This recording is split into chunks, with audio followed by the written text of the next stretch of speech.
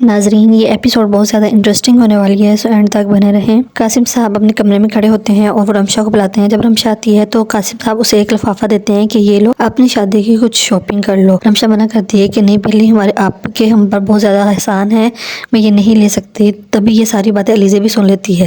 قاسم صاحب کہتے ہیں کہ اس میں احسان کی بات کیا ہے، آپ یہ لے لو، اپنی شاپنگ کرو۔ میں نے تمہیں بیٹی صرف کہا ہی نہیں بلکہ بیٹی بنایا ہے۔ آخرکار وہ رمشا کو چک تھما دیتے ہیں۔ پھر افشی بیگم علیزہ کے پاس آتی ہے، کہتی ہے تم ابھی تک تیار کیوں نہیں ہوئی، مائیوں کے فنکشن میں نہیں جانا؟ وہ کہتی ہے کہ یہ کیا فضول سے فنکشن کر رہے ہیں، اتنے پیسے پہلے ماموں نے لگا دیے، رمشا کو دیے، اس فضول کے فنکشن کی کیا ضرورت تھی؟ تو اس کی امی کہتی ہیں کہ یہ اس رمشا کے سسرال والوں کا تھا کہ سارے کے سارے فنکشن کرنے ہیں۔ افشی بیگم کہتی ہیں کہ تم نے فنکشن میں ضرور آنا، چاہے 10 منٹ کے لیے آؤ۔ تبھی مائیوں کا فنکشن سٹارٹ ہو جاتا ہے تو عفنان آتا ہے، کہتا ہے مجھے علیزہ اسے روک لیتی ہے کہ کیا کہاں جا رہی ہو؟ وہ کہتا ہے کہ مجھے رمشا سے بات کرنی ہے۔ علیزہ کہتی ہے کیا بات کرنی ہے؟ سب لوگ ادھر بیٹھے ہوئے ہیں۔ رمشا شانی اور اس کے گھر والوں کے ساتھ ہنس ہنس کر بات کر رہی ہوتی ہے اور یہ سب عفنان دیکھ رہا ہوتا ہے۔ جب وہ جا رہے ہوتے ہیں تو شانی واپس آ جاتا ہے، بہانہ بنا کر وہ رمشا سے ملنے آتا ہے اور کہتا ہے، اس کا ہاتھ پکڑنے کی کوشش کرتا ہے تو رمشا کہتی ہے یہ کیا کر رہی ہو، سب لوگ دیکھ رہے ہیں۔ ان کے درمیان بحث ہو جاتی ہے اور یہ سب عفنان بھی دیکھ رہا ہوتا ہے۔ وہ کہتا ہے کہ تم اتنی پارسا کیوں بن رہی ہو، مجھے پتا ہے تمہارا سب۔ تو رمشا کہتی ہے کہ مجھے پتا ہے تمہارا اتنا ہی ظرف ہے۔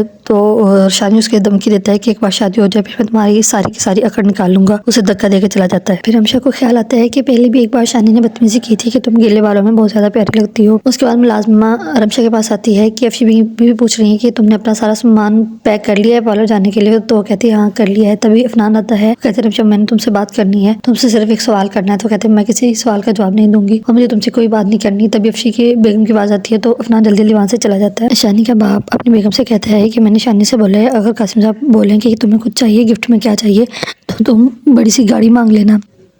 شانی کی امی کہتی ہے کہ شانی کی پہلے ہی قاسم صاحب کی نظر میں کوئی خاص اہمیت نہیں ہے، یہ بات کر کے وہ اور بھی اپنی عزت کم کروا لے گا۔ تبھی عفنان کو پتہ چلتا ہے کہ رمشا پارلر چلی گئی ہے تو وہ خیالوں میں سوچتا ہے کہ کس طرح رمشا اس پہ اتنا زیادہ یقین کرتی تھی، اسے ساری باتیں کرتی تھی اور کہتی ہے کہ کوئی بھی مشکل آ جائے گی تو عفنان مجھے بچا لے گا۔ پھر علیزہ عفنان کے پاس آتی ہے اور کہتی ہے کہ میں دیکھ رہی ہوں تم بہت زیادہ پریشان ہو، کیا یہ پریشانی اس لیے ہے کہ رمشا کی شادی ہو رہی ہے، تم خوش نہیں ہو، تم نے کسی بھی فنکشن کو صحیح طرح انجوائے نہیں کیا؟ تو وہ کہتا ہے مجھے اس بات کا دکھ نہیں ہے کہ رمشا کی شادی ہو رہی ہے، مجھے مسئلہ یہ ہے کہ اس کی شادی جس سے ہو رہی ہے وہ اچھا بندہ نہیں ہے۔